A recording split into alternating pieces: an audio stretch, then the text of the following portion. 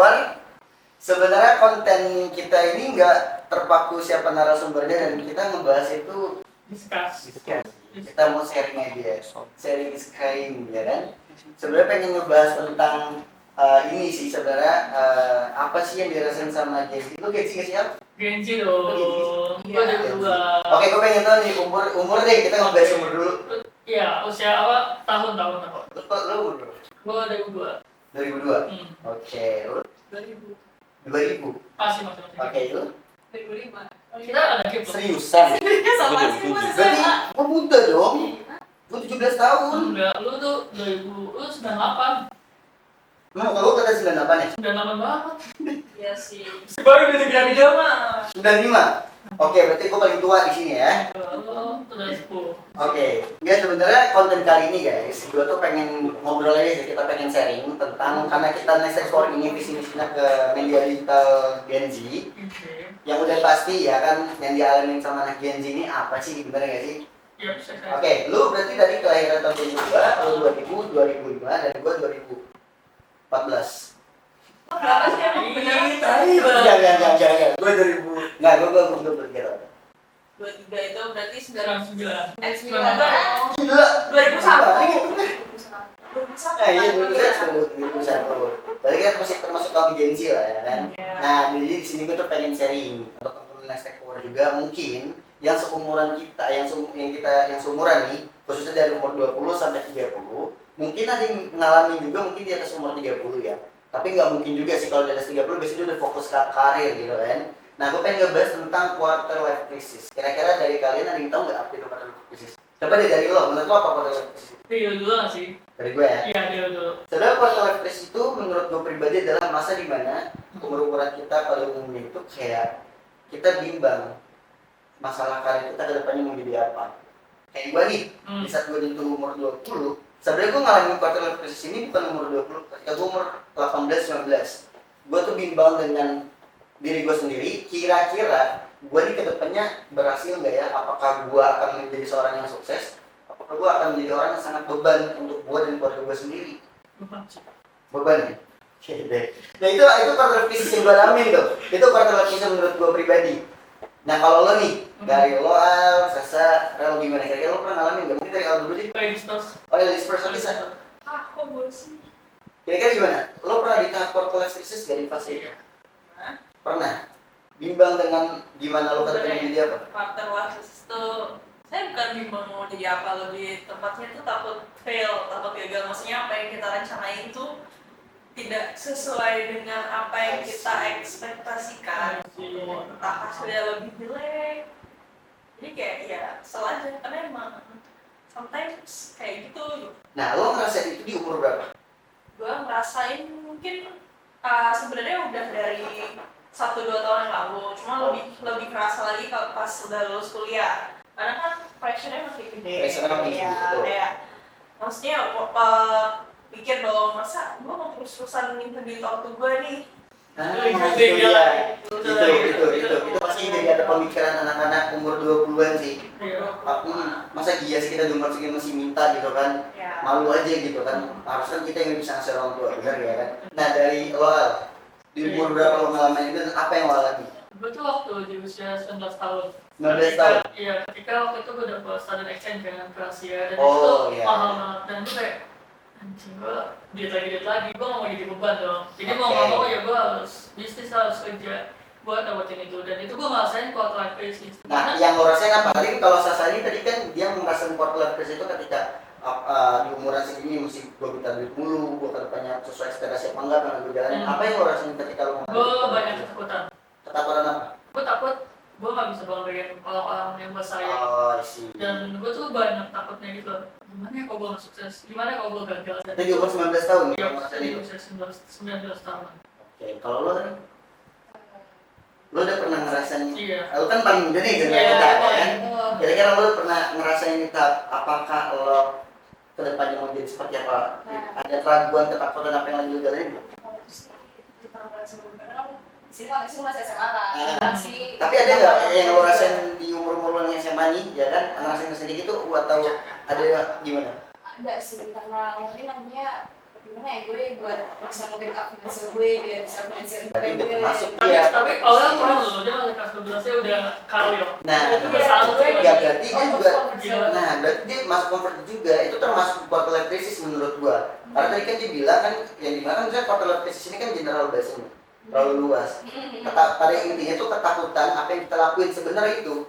Nah, lo tadi udah dengar kan beberapa ketakutan di antara gua, Al, Sasa, dan Aurel kan.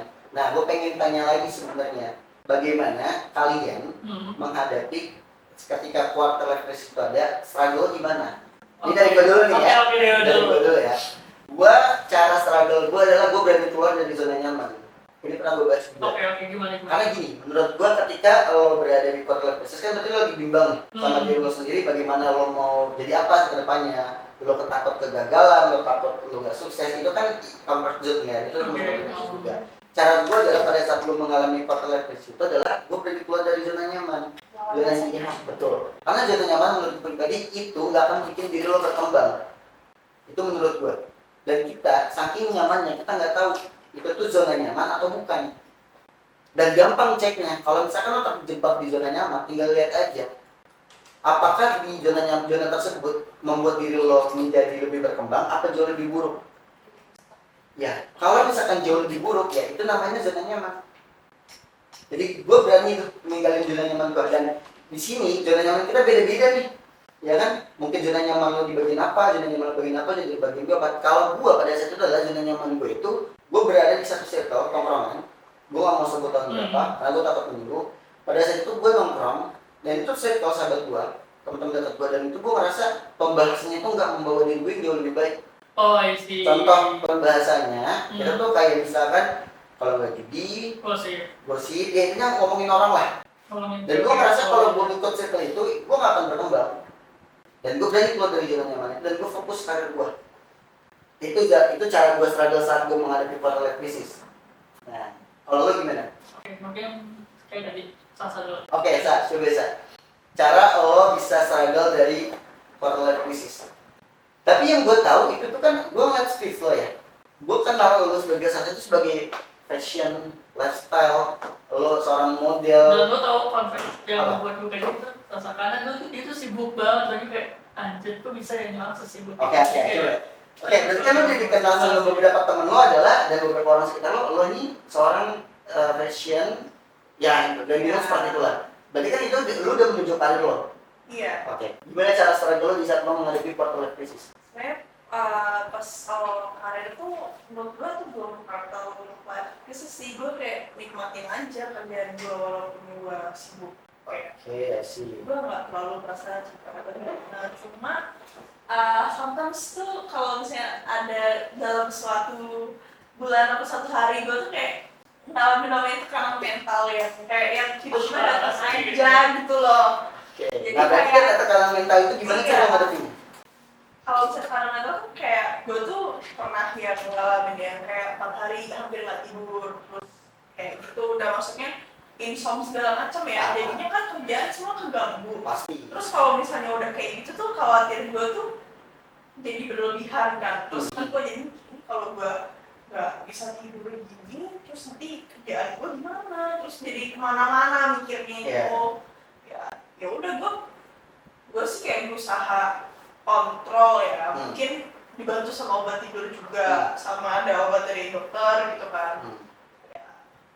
Tapi ya emang harus diterima gitu loh, kayak kita juga nggak bisa denial, emang lagi diterima bahwa it's okay not to be okay, cuma we're trying the best to control it. Dan itu gak mudah kan? Iya, susah banget. Gak mudah itu menurut gua. Karena lo harus melawan rasa Rasa gak enak ini, itu. gitu. Untuk lo biasa balik lagi ke fokus lo ini. Iya. Bener dong? Iya. Dan itu kan gak selamanya ketika lo berada di, anggaplah gue bilang lo lagi kumat lah biasanya ya. Iya. Lagi kumat karena mental lo kena. Dan itu kan lo mencoba butuh waktu beberapa hari untuk lo tentangin diri lo, dan lo bisa balik lagi ke fokus ke karir lo kan. Iya. Itu gak gampang. Karena kan gue kan orangnya tuh kalau misalnya belajar tuh bener-bener yang kayak fokus oriented gitu kan. Jadi kalau misalnya gue lagi kayak gitu, gue kayak kesel sendiri dong, kayak kenapa sih gue harus ngalamin ini? Kalau misalnya gue gak ngalamin ini kan gue kan bisa terus fokus terus. Ya mungkin karena itu nggak tahu ya, mungkin Tuhan kasih biar gue nggak sombong juga kali ya. Oke, mungkin Iya kayak iya mungkin Ah. gitu loh. Oh ya udah. Oke, gue pengen tahu motivasi lo di saat lo lagi terkena lo capek dengan semuanya sampai mental lo terkena, apa motivasi lo biar lo bangkit lagi dan fokus untuk karir lo? Sampai jadi sekarang ini. Ah. Gue ya bokap nyokap gue aja sih, kayak ya mereka biayain gue kan dari awal.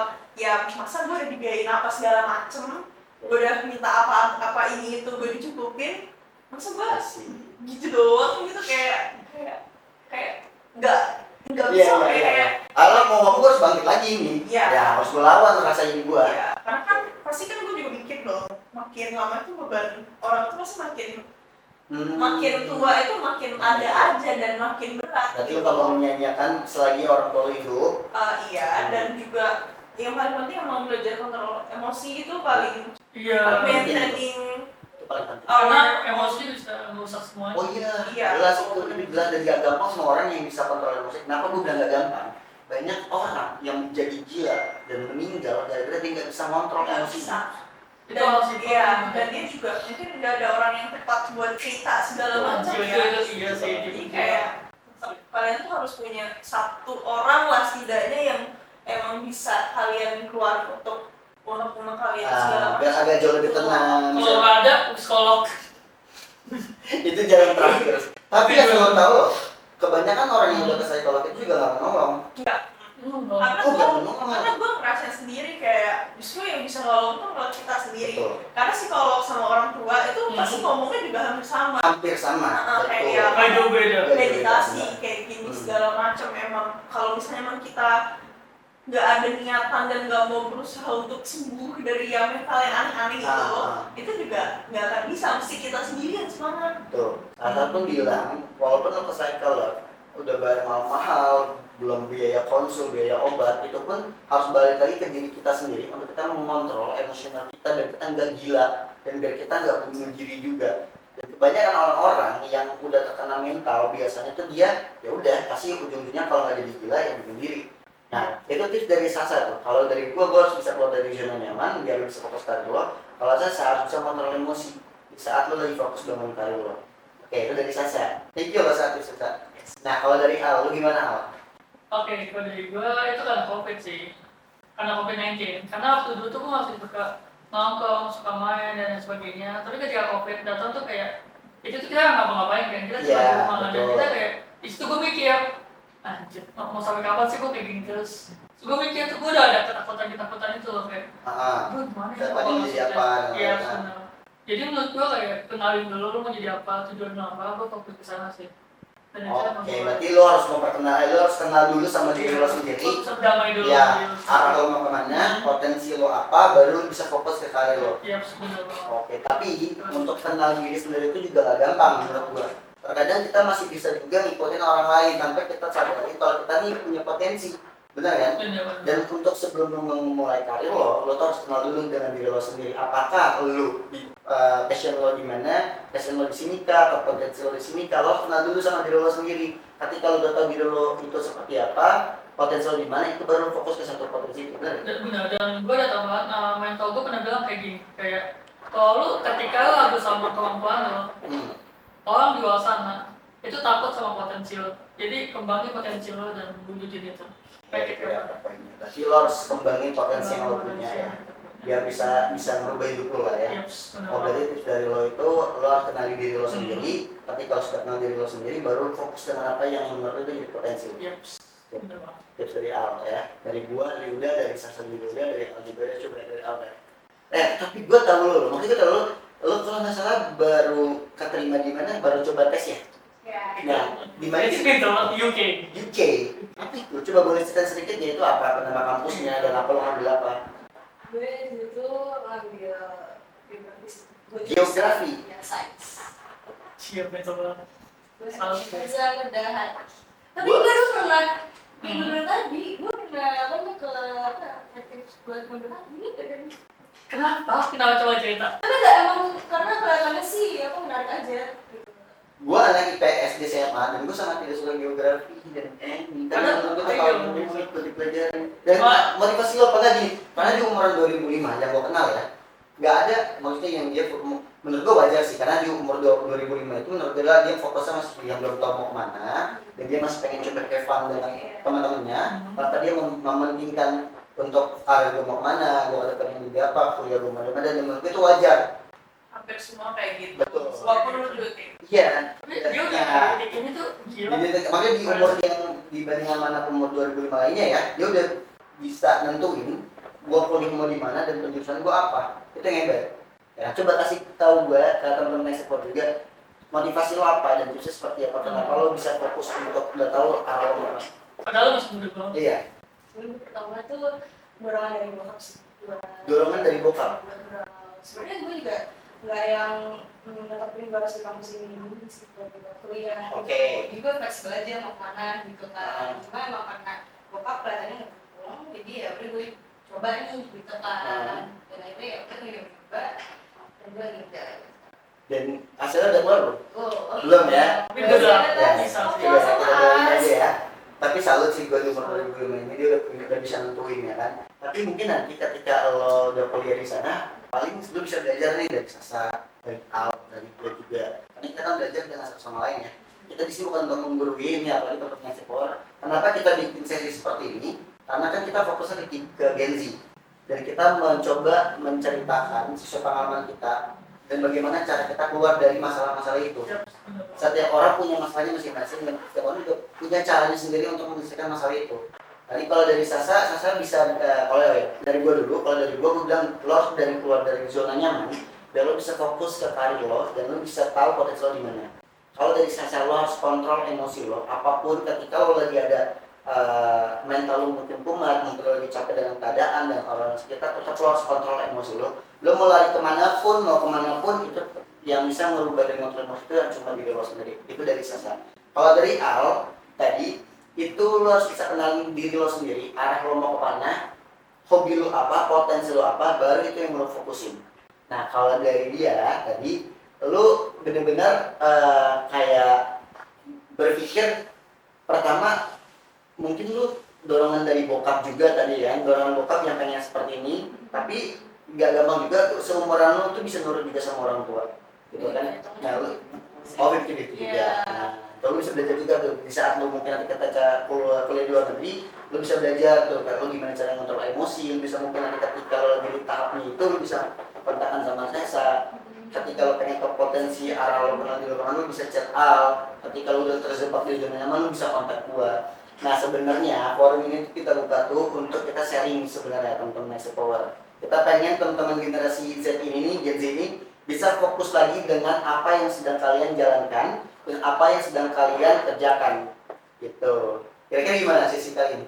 Iya, seru banget sih. Kita bakal lanjutin sesi ini sih. Pasti sih, Pasti banget. Saya banget ini ke pepet waktu ya. Iya, jadi kita kejar ya kan. Jadi pokoknya topik kalian itu bagaimana kalian menghadapi quarter life crisis. Oke, thank you teman-teman Next Power yang sudah nonton sampai habis. Semoga bermanfaat untuk teman-teman semua. And see you next time. Bye bye.